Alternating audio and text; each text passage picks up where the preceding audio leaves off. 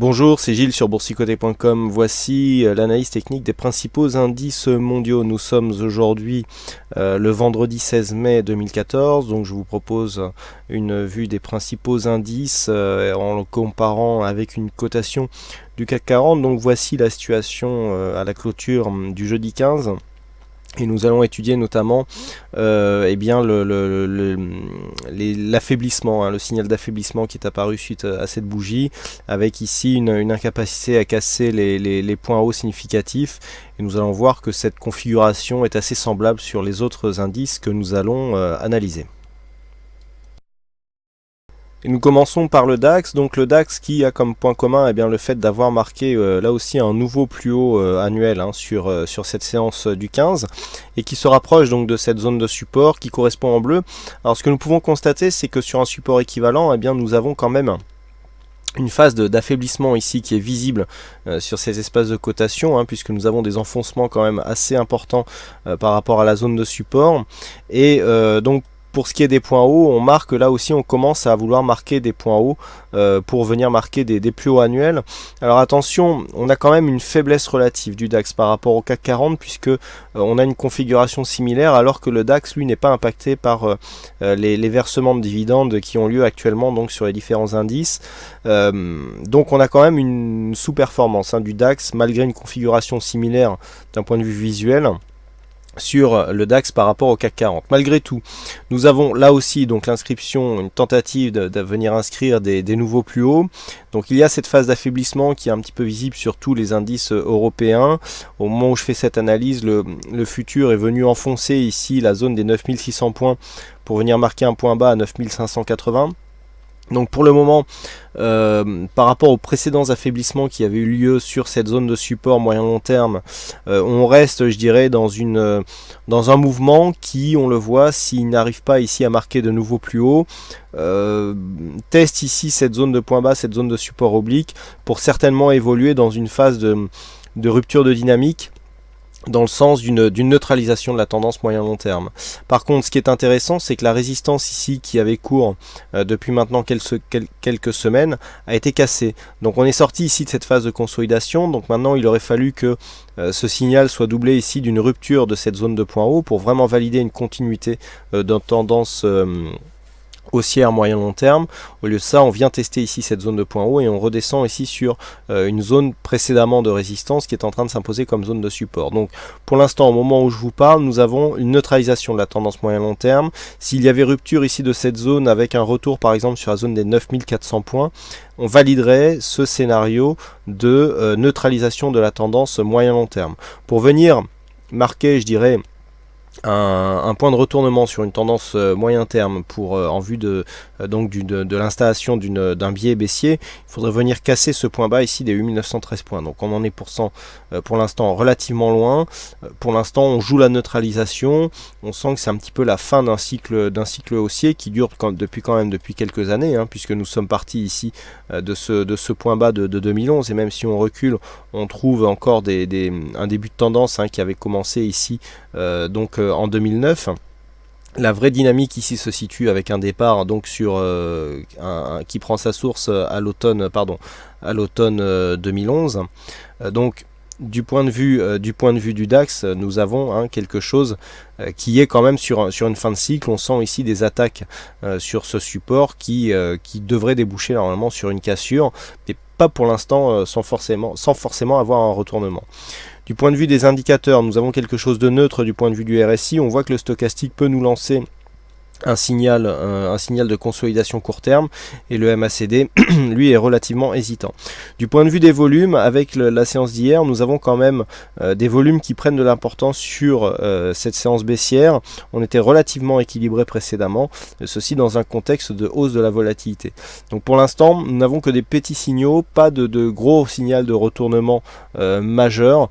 Donc attendre de voir ici si une rupture venait à intervenir sur cette phase, et bien si on avait des points bas qui venaient s'inscrire ici Tant que l'on reste aux alentours des 9002, 9000, 9004, je dirais qu'il n'y a pas trop d'alerte. Par contre, si on commence à venir tester ici cette zone des 8900 points, là on pourrait craindre un retournement de tendance moyen long terme. Mais le fait que l'on ait cassé ici cette zone de résistance serait plutôt un bon signe par rapport donc à la tendance moyen long terme.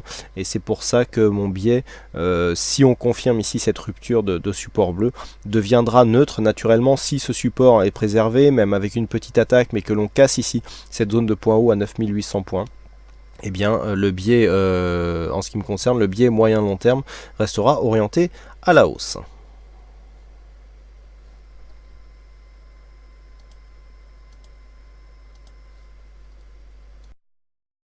Sur le FTSE, donc l'indice anglais, la baisse est beaucoup plus anecdotique. On est venu ici marquer un point haut significatif, puisque l'on a cassé ici cette zone de point haut qui avait été marquée lors de la précédente phase dynamique en mai 2013. Donc ça, c'est relativement intéressant. On est dans une configuration qui ressemble à celle des autres indices européens, à savoir ici nouveau plus haut. Par contre, la phase de baisse ici est beaucoup plus... elle est quasiment invisible sur une tendance moyen long terme. On est revenu chercher ici une zone intermédiaire à 6820 points. Il n'y a pas d'affaiblissement à proprement parler sur l'indice anglais qui évoluait aux environs des 6811 points pour ce qui est du contrat futur, donc quasiment sur cette zone ici de support telle qu'elle a été définie hier. Donc moins de signal d'affaiblissement sur le FTSE. Malgré tout, nous avons un peu comme sur le DAX ici des tests sur cette zone de support qui là aussi est une zone de support moyen long terme, puisqu'on démarre ici de 2011 pour vraiment marquer une tendance moyen long terme qui est relativement régulière. Donc je dirais au même mot les mêmes effets. Nous avons ici une incapacité pour l'instant à venir marquer de nouveaux plus hauts annuels, même si ça a été le cas, mais avec une amplitude très très faible. Donc si on venait aussi ici si on venait retester ici cette zone de support et puis marquer une phase de baisse qui pourrait nous ramener ici sur 6650 points, tant qu'on ne dépasse pas les 6420 points, on neutraliserait la dynamique moyen long terme. Pour vraiment avoir un signal de retournement, il faudrait dans les prochaines semaines passer sous les 6420 points. Là, on aurait vraiment un vrai signal d'affaiblissement avec donc une incapacité à marquer de nouveau plus haut et des points bas qui deviendraient baissiers. Sur les indicateurs, nous avons quelque chose d'un peu plus dynamique sur le RSI. Le stochastique là aussi est en zone de surachat. Attention, dans ce contexte, le MACD nous envoie un signal de possible consolidation, auquel cas nous pourrions avoir deux objectifs possibles. La zone ici des 6720 points, nous allons y revenir sur une vue un peu plus approchante. Voilà, donc sur une phase de consolidation ici, on peut revenir chercher 6720 points.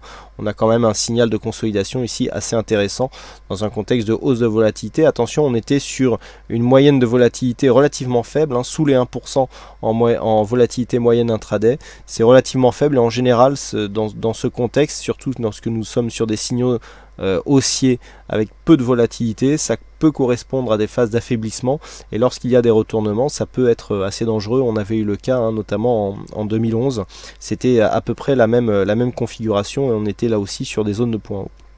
Donc sur cette configuration, d'un point de vue moyen terme, tant que les cours restent ici au-dessus des 6720 points, on peut assister, donc comme je vous le disais sur le DAX, à une sortie de la dynamique haussière moyen long terme au profit d'une tendance plus neutre, incapacité de marquer des points hauts significatifs avec une grande amplitude. Tant que l'on reste ici sur 6720, on pourrait même avoir une préférence pour une continuité haussière. Par contre, si on commence à venir ici sur la zone des 6500 voire 6420 points, là la neutralisation se jouera à fond avec un possible signal de retournement sur une rupture de cette zone des 6420 points. Donc bon, ça va pas arriver demain, quoique on ne sait jamais, mais ça semble très peu probable. Dans les prochaines semaines, une rupture ici de cette zone des 6420 points nous enverrait un signal de retournement moyen long terme qu'il faudrait qui nous signalerait une possible retour d'une tendance baissière moyen long terme. On en est encore relativement loin. Tant que les cours restent ici au-dessus des 6720 points, on préférera plutôt jouer la continuité de tendance qui serait validée ici par une rupture significative de cette zone des 6875-6900 points.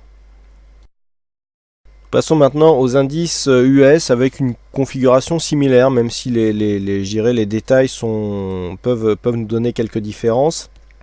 Nous retrouvons là aussi notre support moyen long terme avec donc des premiers points de base en 2011. Lorsque nous nous rapprochons, eh bien nous avons ici donc des points de test, et la phase de consolidation qui a eu lieu récemment eh bien nous donne qu'un petit point de retracement ici au sein d'une tendance qui reste orientée à la hausse, après avoir inscrit ainsi un nouveau point haut sur au-delà des 1900 points. Donc là nous avons quand même une configuration court terme qui reste un peu mieux orienté à la hausse, hein. On a marqué des points hauts qui sont beaucoup plus récents. Beaucoup moins de signaux de vulnérabilité donc sur cet indice élargi américain. On reste ici au sein d'une tendance qui commence quand même à s'inscrire dans un biseau haussier, donc dont on sait qu'il pourrait avoir une rupture baissière et donc nous donner un signal de retournement.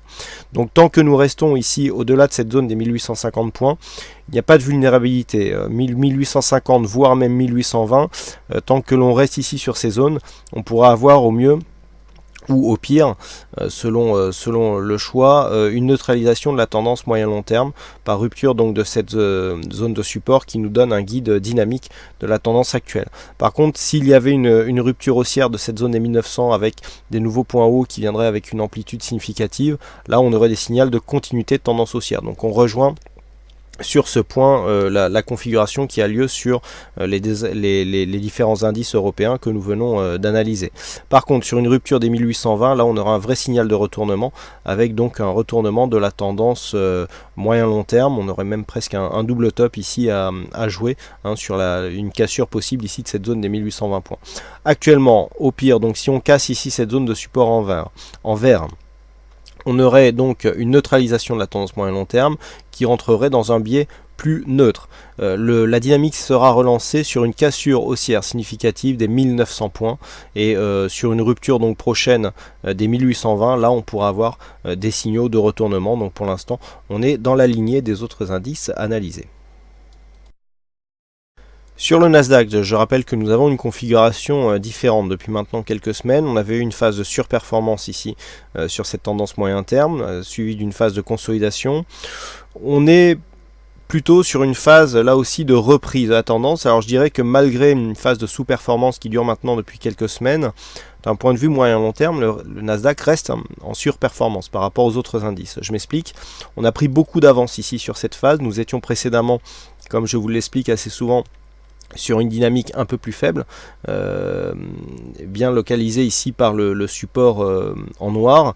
On a eu une accélération ici, hein, qui s'est matérialisée par l'inscription de ce trend vert.